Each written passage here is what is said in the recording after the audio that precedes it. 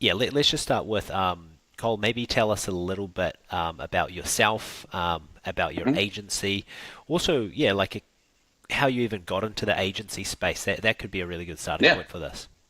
yeah, for sure. So we have been running Tessellation for, geez, almost 8 years now. It was just me for 2 years of that, and then Derek came on and just recently added Melanie. So we've been growing, but it basically started out of a larger agency that I legally can't name, but they're a very large agency with, doing kind of the traditional digital, everything digital. So we all worked there, actually, even Melanie came years later out of that same agency, but that's basically where we got trained up and realized that there were certain pieces of the kind of the way large agencies do things, and some by necessity, some by choice for growth. We just didn't love how they treated certain customers, or just kind of the fine print, a lot of fine print, a lot of kind of being locked into strange contractual, obligations, or preying on small companies that might not fully understand what they're signing up for, just little things like that. But there's obviously a lot we liked about it. We got to help small businesses, got to really like get to know individuals, across the country, and what they kind of hopes and dreams, and kind of help with that. So we loved everything about the digital marketing side of things, but we didn't like the large agency model. So we moved away, and with almost an exclusive focus on transparency first. So every, penny that they spend is noted. There's no fine print, there's no long-term contracts, anything like that. So we just try to build an agency that would hopefully, to the potential customer, be very clearly on their side. It's kind of an all boats rise situation where if we do well, they do well, and otherwise we don't work with them because we don't have contracts locking them in.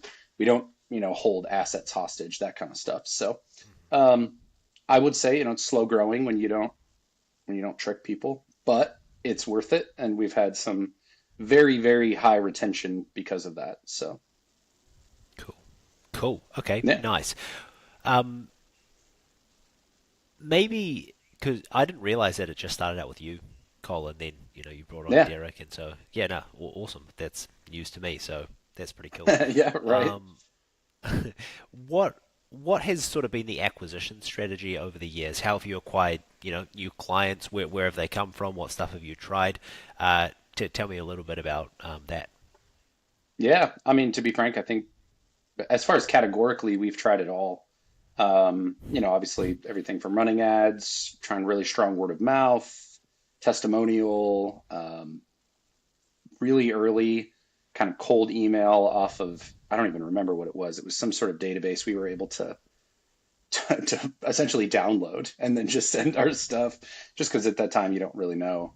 You don't know what you don't know. So you think that that's all fine and dandy, sending from your email directly to a couple thousand, I don't even, it might be SBA, Small Business Association, something like that. It was Yeah. very, very rudimentary as far as, cold email is concerned. But yeah, I mean, like say a lot of slow growth, to be honest, is kind of the only way to describe it, because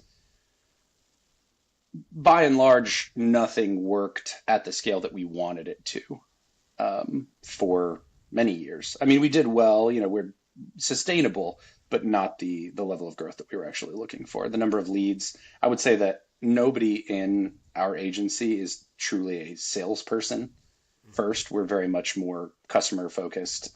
We love building the relationship long term, but that like initial conversation has always been the piece that's, so like cold calling, we did that for a while. Not a lot of success, not a lot of comfort in that. Hmm. Um, Yeah. so yeah, yeah, For sure. Yeah. No. Cold calling is definitely an interesting one. Um, the one thing that I've sort of learned over the years when it comes to selling in the agency space is being like really genuine and transparent is can be difficult, but it's really what resonates with people a lot because if you can have a conversation with somebody and they feel like you're putting their interests above your own interests of trying to close a deal or generate a new client, that is felt by the average prospect or average person. And so that's it's not even a hack. It's just like if you Yeah, can just like decouple from that idea of wanting to close and just say, look, what is best for this prospect here? And if you come to the conclusion that them working with you is the best thing for them, then you're sort of obliged to do your best to close. And that's for sure. quite a different. I don't know why it took me such a long time to come to that realization, but it's something that I've sort of sort of realized. So um, Yeah. maybe segueing into sort of outbound lead generation, like what has your experience been like so far doing outbound with us? Like what's this? What sort of did you expect? What's different to what you expected? How have you sort of felt that whole journey sort of unfold? Yeah. Overall, very positive. I'll just say that off the bat.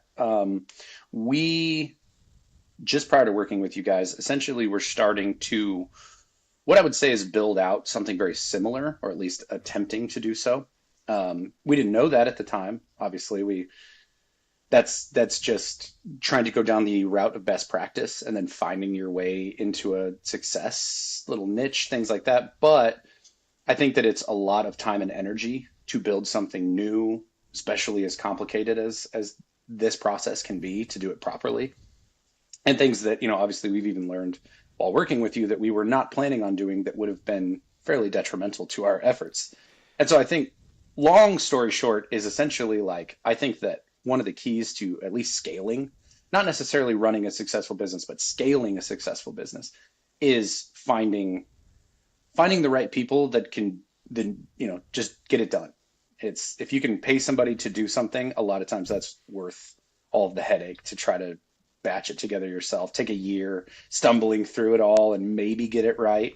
Whereas if you can just find somebody to hand that off to, it's proven in working with you guys to be far better, far quicker, less headache, definitely valuable as far as like the cost to benefit. So For sure, for sure. No, that's good to hear. I think, you know, did you have any preconceived notions about what outbound lead flow would be versus what it wouldn't be? Like, how has that sort of experience been talking to cold prospects? Any interesting things there from your perspective? yeah, well, going in, I think obviously I think there's always like the initial, we'll call it a surge, when you've got low hanging fruit that has never been touched. You approach the tree essentially.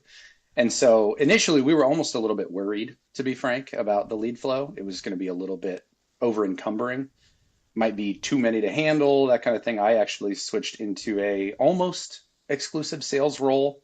I stopped being on some of our long-standing, kind of well-trusted client accounts, things like that, just to be able to manage that flow. And obviously, I think everybody should expect that did taper off into a nice steady flow that I think is more appropriate. It is actually more in line with what we were told by you guys in the beginning. It just happened to be much significantly higher in the beginning, which is great. Yeah, It's a great place to get off, fill the pipeline kind of situation. But sure. um, yeah, I would say, to get back to your like the root of your question, just the fact that with every turn we had a certain level, not of like self-confidence, but confidence in the process because of that flow.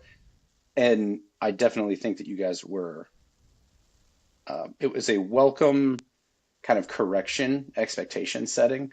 Like when we got our first close, Hawani's like, well, pump the brakes.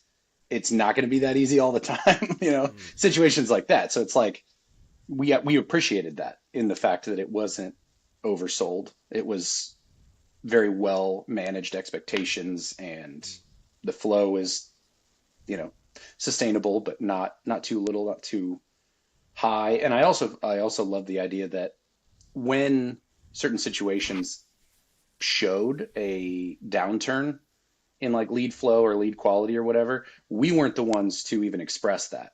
It was told to us by your team, hey, let's try something else, let's pivot, let's move in this direction, etc., which I thought was pretty awesome. So Yeah, and I think because what we see running a whole lot of campaigns, in the outbound space is like you'll go into a market, targeting a specific industry or niche, and then as you said, there will be some low-hanging fruit. Things may taper off, and then things may dry up, or the market changes. There's seasonality to the market. Oh yeah. The angles into the market change. It's quite similar to like sort of like fishing, I guess you could say, in a pond where you might get some catch some of the dumb fish early, right, the easy ones, Yeah. and then as the more the more fishermen come in, it becomes We'll a bit call them harder. hungry. We'll call them The hungry. hungry Maybe not ones, dumb. the The hungry, hungrier fish. Yeah.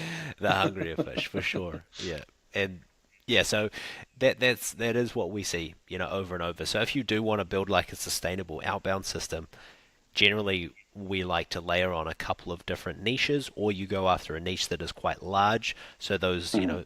swings aren't as heavy. But what you can also do is just refresh your copy, refresh your angles, change what you're reaching out to the market about, or just go target a slightly different, niche or an adjacent niche, if you want to sort Yeah. of have consistent lead flow. But the market dynamics aren't such that you just get consistent lead flow doing the same thing to one For sure. industry. You could Yeah. probably do that if you only needed, 1 to 2 leads a month or something, maybe three. Yeah, Like if you could keep your numbers super low, then maybe.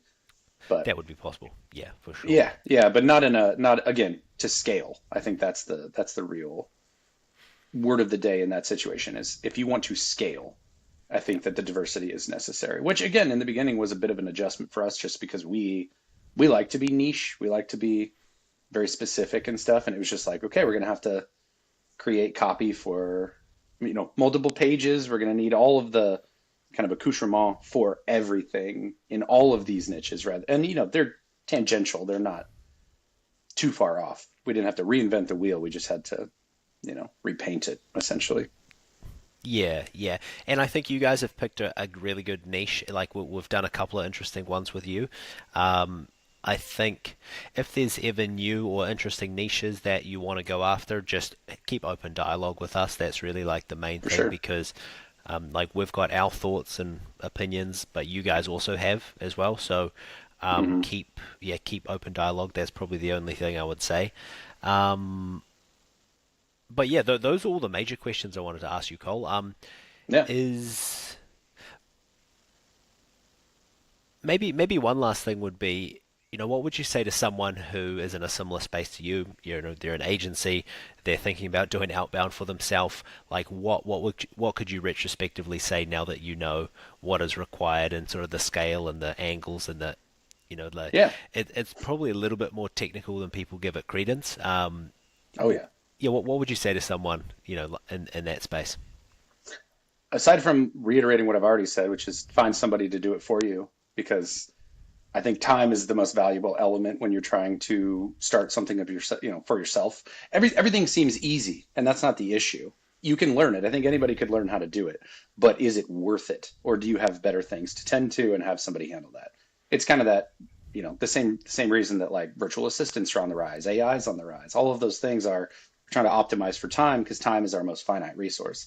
And I think in this situation, of all of the things that we have done over the past 8 years, I really should say 6 years because again, it was just sole proprietor, just more like freelance, but it was technically an agency.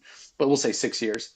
Um, that finding you guys to do outbound for us rather than trying to take the reins on it ourselves, and again, stumble through it. We even had a little bit of success just prior to working with you guys, but it took about 3 months to get a little bit of success.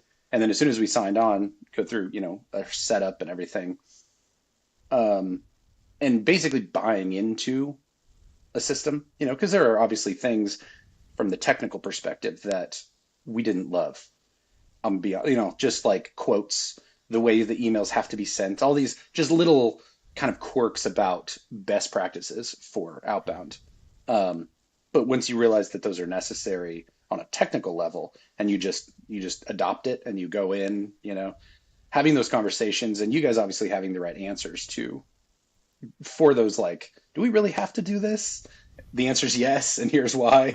Not just there was always an answer, which is always good. So all in all, Yeah. I would say for outbound, I don't see a world in which it's not worth it, to be frank. I think the cost will some months feel, reasonable, and some months it'll feel like a steal. And I think that that's important as long as you can balance that. Mm. Which I think that's on you guys, and you've done a good job with that. So, yeah, all in all, I think that you reached out to us with some tactics that we hadn't seen from other. We've interviewed other outbound agencies like yourself, and there were just some like, and again, they're small, they're little steps ahead of the competition that really do add up. And I think that that's why we actually decided to pull the trigger and start working with you guys, because 90% of it is all the same, as far as if you know what you're doing, if you're a competent outbound agency. But then you guys had, honestly, we'll say 3 to 5 little details that we were impressed with. And I think that's really what sold it. And I do also believe that those things have been the differentiator, the reason that it's working, which is awesome. So, For sure, for sure. No, I appreciate that. That's always good to hear. Like, yeah, from the other side, like I talk to a lot of agencies who are interested in outbound, right. and yeah, no, I totally get it. But yeah, man, that's pretty much all the questions I wanted to go over with you, Cole. So yeah, appreciate you taking the Cool. time here, and yeah, I'll stop this one.